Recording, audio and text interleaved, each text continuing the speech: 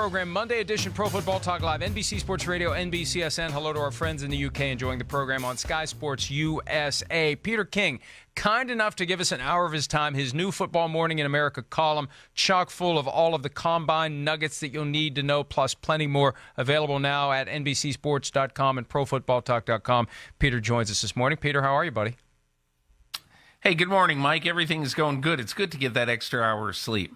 Not for you, but for me. Did you?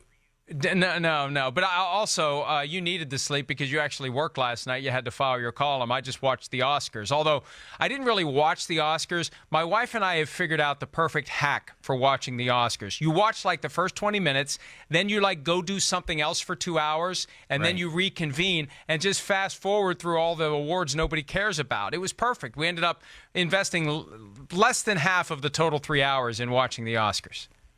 It's, you know what is madness about the Oscars I found over the years? You're absolutely right. They do one right at the beginning, and then there's nothingness for a good 90 minutes. And you're right. You not only should do something else, you should empty out your DVD player or look at your DVRs of all the things you have recorded and watch something else for an hour and a half, or watch Jeopardy or something. You know, the Tournament of Champions, which is now big in our house. But I think it's borderline unwatchable from 8:30 to 10:15.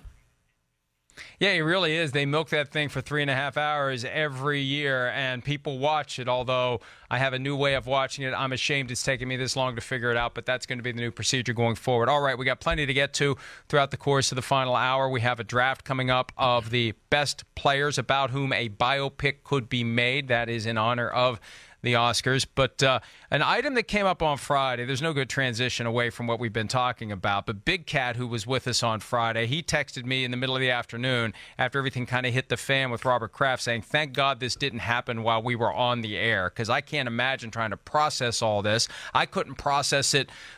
And we weren't on the air. I saw it, Peter, and I was like, what is this? Is this a joke? Is this? So I didn't get it, and it took a while for it to all sink in. But Robert Kraft, charged with 2 counts of solicitation of prostitution, along with 25 others for now. More names are expected to emerge in the coming days and weeks. And then you peel the onion a little bit more, and you realize that on the back end of this, at the massage parlors and the strip malls where this kind of thing was going on, you had quite possibly human trafficking going on. Very disturbing, very sordid story. Your first reaction when you became aware of what was happening on Friday? You're right, Mike. I'm glad I didn't have to make sense of it 10 minutes after it came out, because it would have been very hard to do so. The element of human trafficking really complicates matters, as does the NFL's recent history over the last 5 years. You know, it was 5 years ago this month that the Ray Rice story exploded. And I think it creates a very difficult problem, not necessarily for Roger Goodell, but probably more for Robert Kraft, in that if he is found complicit, if he's found guilty, I think it's going to be a very difficult case for him to basically go and plead for lenience for this reason. You know, 5 years ago, the NFL gave a very upstanding member at that point, a guy who was a very upstanding member of the Players Society in Ray Rice.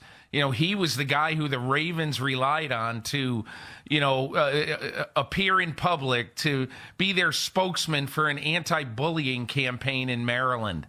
And everybody, in the media knew him as a go-to guy in that locker room. He was very well liked. And so Roger Goodell gave him a break. He gave him only 2 games. Then the video comes out. There's the controversy over that. And all of a sudden, the NFL is light on crime against women. They're light on, the respect of women after the video is shown that, that he punched his then fiance. So insert Roger Goodell in the middle of all this and look at what's happened over the years, with Josh Brown, the Giants kicker, and with a few other things. And you get to what Ken Belson of the New York Times wrote on Saturday in his analysis of this case, which I thought was absolutely spot on, basically saying that, despite the NFL's attempts to, be responsive to women's concerns over the years, they are seen as basically being tone deaf at women's issues. And so that's why this thing becomes significantly more important. The element of human trafficking now, which is just surfacing as a huge sort of kind of Me Too movement in our society, a wake up movement kind of in our society. Add that to it. And I think if Kraft is found to have used these services a couple of times and there is video, I think it's going to be extremely hard for him not to face a significant suspension. A spokesperson issued a statement on Friday on behalf of Mr. Kraft. We categorically deny that he engaged in any illegal activity. Because it is a judicial matter, we will not be commenting further. And the legal process will play out.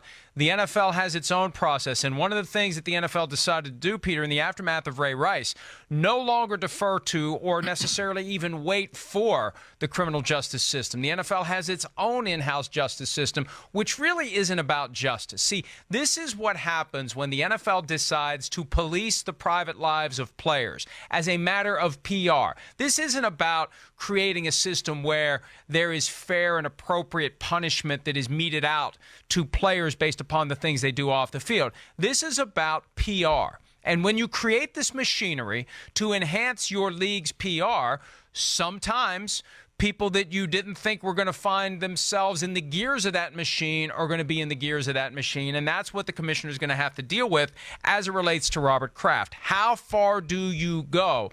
How big of a suspension gets imposed? How much of a fine gets imposed? I know there are limitations in the Constitution and bylaws, but ultimately everyone's going to be watching the commissioner here as to how he handles this. And he's probably going to get criticized no matter what he does. And maybe that will be the best decision if he's equally criticized by those who say he went too far and those who say he didn't go far enough. But I guarantee you, Peter, no matter the outcome, there will be people on both sides saying it's too much and saying it's not enough. Well, anybody who lives in New England, I'm sure, is going to say it's too much, no matter what it is. The vast majority of Patriots fans, I think are going to say that. But look, Roger Goodell has a responsibility as long as there is going to be a personal conduct policy, Mike.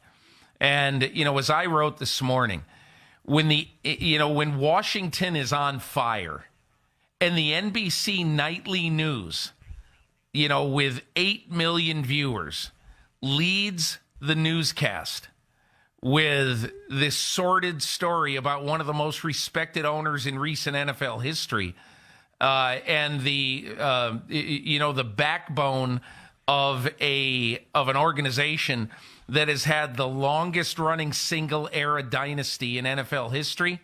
When he has, at least at this point, accused of the acts he's accused of, there's no way that the NFL can say that, well, we're not going to hand down, if it's true. And we just learned in this Jussie Smollett case in Chicago that we have to let, the events in this play out.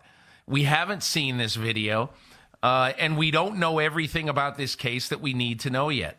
But if it is true, I think it's incumbent, as long as there is a personal conduct policy that, by the way, holds owners and league employees to, quote, a higher standard, end quote, that Kraft would face a significant sanction for this.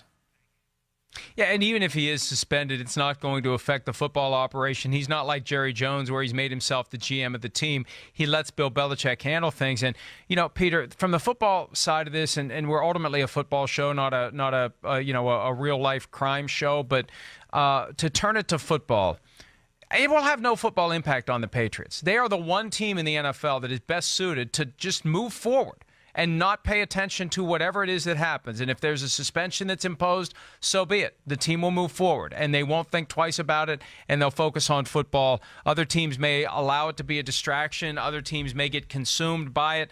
But the Patriots are the one team that will figure out exactly how to move forward and pursue championship number 7 in no better or worse position today than they were before the news came out on Friday. I mean, you're absolutely right, Mike. If you look back at all of the cases, and obviously through all of their controversies, they haven't won the Super Bowl that year. But, look, the year that Tom Brady got suspended for 4 games, he comes back and leads the greatest comeback in Super Bowl history. The year that Spygate breaks, the Patriots have the perfect regular season.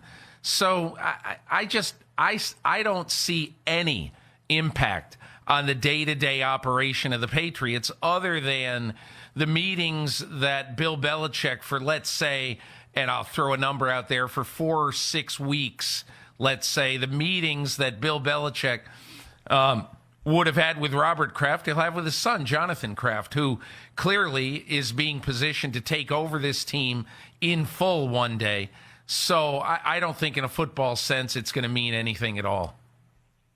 And, the one incident that came up during a season, the Deflategate controversy, that was right after the AFC Championship game 4 years ago, and they went on to win that Super Bowl. They shrugged that thing off, and they focused, and they got that game won. So I do think that the Patriots, from a football standpoint, that's what their fans care about. From a football standpoint, I think the Patriots will be no different than they would have been before this all came. Hi, I'm Mike Tirico, and thanks for watching. Make sure to hit subscribe for the latest news and highlights from NBC Sports.